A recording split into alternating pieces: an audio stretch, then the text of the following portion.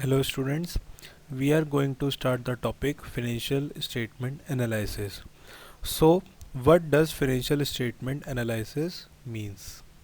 It means largely a study of relationship among the various financial factors in a business and as disclosed by a single set of statements and a study of trends of the factors as shown in a series of statements.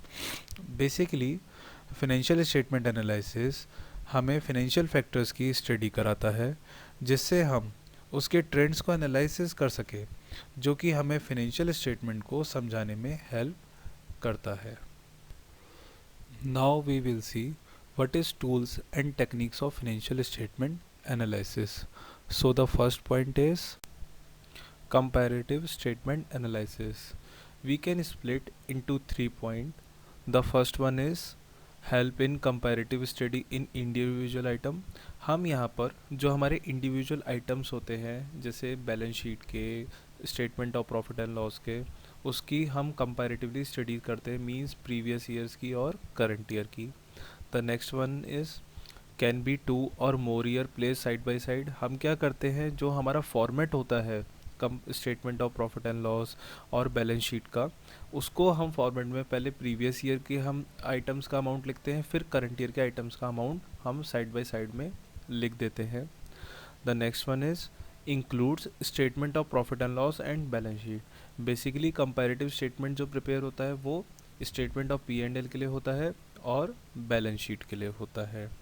Okay, तो basically हम यहाँ balance sheet and statement of P and L को उसके each item को compare करते हैं, उनके 2 years के अमाउंट को साइड बाय साइड रखकर, and the difference amount come that is to be expressed in percentage term. So this is the way that the comparative statements help in financial statement analysis. अगर हम दोनों points को side by side में रख देंगे और उसके बाद उनको कंपेयर करेंगे और उनका जो डिफरेंस अमाउंट आएगा उसको फिर परसेंटेज टर्म में ले आते हैं, तो बेसिकली हम यहाँ पर ये देखते हैं कि कितना परसेंटेज इंक्रीज़ हुआ और कितना परसेंटेज डिक्रीज़ हुआ है. ओके, तो ये बेसिकली हमारा डायरेक्टली हेल्प कर देता है फाइनेंशियल स्टेटमेंट एनालिसिस को कि अगर इंक्रीज़ हो रहा है इट मीन्स कि इम्प्रूवमेंट हुई है, और अगर डिक्रीज़ हो रहा है तो इम्प्रूवमेंट अभी आपको करना बाकी है. The next one is common size statement. Common size statement can also split into 4 points. The first one is compared with common base. यहाँ पर हम एक common base ले लेते हैं जो कि हमारा 100 होता है.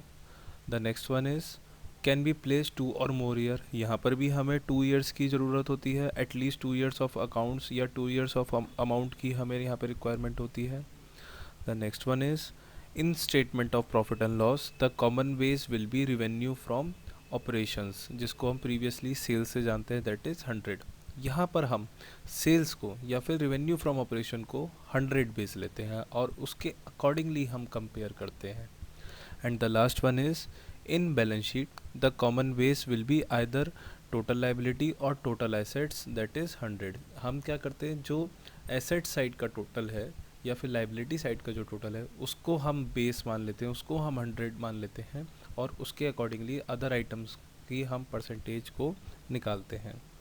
सो in common size statement we compared with the common base as in statement of profit and loss and in balance sheet. So हम उनके अकॉर्डिंगली अदर कंपोनेंट्स को परसेंटेज टर्म में एक्सप्रेस करके और हम यहाँ पर हेल्प करते हैं अपने फाइनेंशियल स्टेटमेंट एनालिसिस को, और हम ये देखते हैं कि क्या हमारा फाइनेंशियल स्टेटमेंट जो एनालिसिस का मेन पर्पस था क्या वो फुलफिल हुआ या फिर नहीं.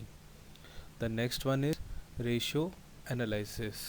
Ratio analysis is the main tool of financial statement analysis. They help in analysing every single component of financial statement. ये हमें डिफरेंट अकाउंटिंग रेशियो प्रोवाइड करते हैं जिससे हम डिसीज़न ले सकते हैं, और फाइनेंशियल स्टेटमेंट एनालिसिस करके हम ये देख सकते हैं कि क्या जो हमारा पर्पस है वो फुलफ़िल हुआ या फिर नहीं. Ratio analysis can also split into 2 points.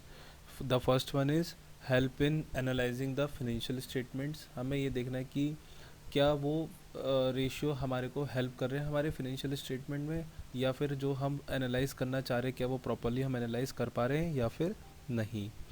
The next one is provide different accounting ratio. Ratios जो होते हैं अप्रॉक्सीमेटली 40 रेशियोज़ प्रोवाइड करते हैं हमें, और उन 40 रेशियोज़ का अलग अलग यूज़ होता है।